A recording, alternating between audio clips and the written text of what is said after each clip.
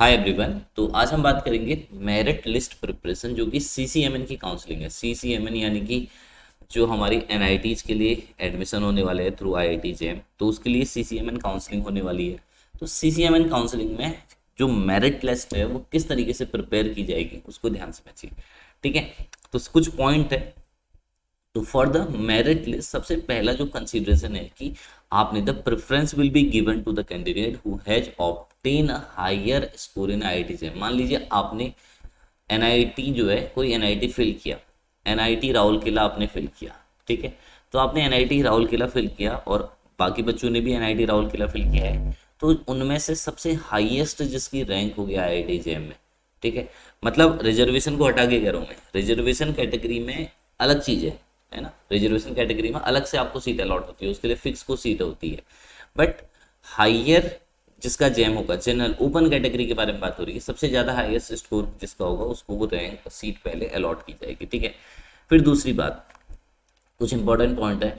In the unlikely event of candidate having the same score, यानी कि दो लोगों के मान लीजिए सेम जैम में स्कोर है, तो फिर क्या होगा, तो डेट ऑफ बर्थ जो है वो कंसीडर की जाएगी। जिसकी डेट ऑफ बर्थ ज़्यादा होगी उसको प्रेफरेंस मिलेगा। ठीक है, जिसकी डेट ऑफ बर्थ बड़ी होगी, है ना, जो बड़ा होगा उसको प्रेफरेंस यहाँ पे दिया जाएगा। Is that clear? ये वाला पॉइंट आपके लिए इंपॉर्टेंट है।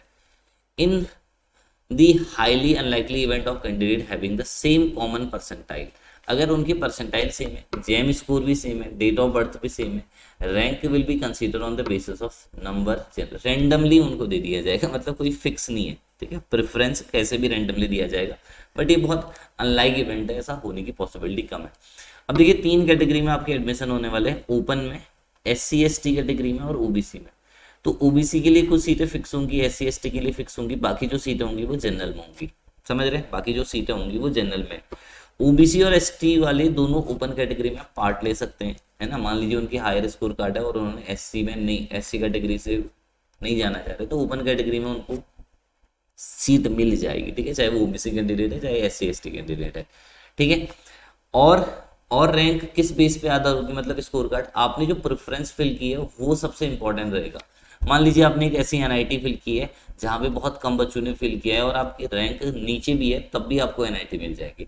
बट कुछ हाई प्रोफाइल जो एनआईटीज होती है जहाँ पे ज़्यादातर बच्चे जाना चाह रहे हैं, जैसे इलाहाबाद है, राउरकेला है, ठीक है, इन एनआईटीज में बहुत सारे बच्चे भरते हैं, तो वहाँ पे रैंक आपकी जो, आपका जो परसेंटाइल होगा, रैंक होगा, वो डिसाइडिंग क्राइटेरिया होगा ओपन कैटेगरी के लिए। ठीक है, तो मैं और भी अपडेट देते रहूँगा कैसे इस एग्जाम के लिए। तो बने रहिए, तब तक के लिए take care everyone, bye bye.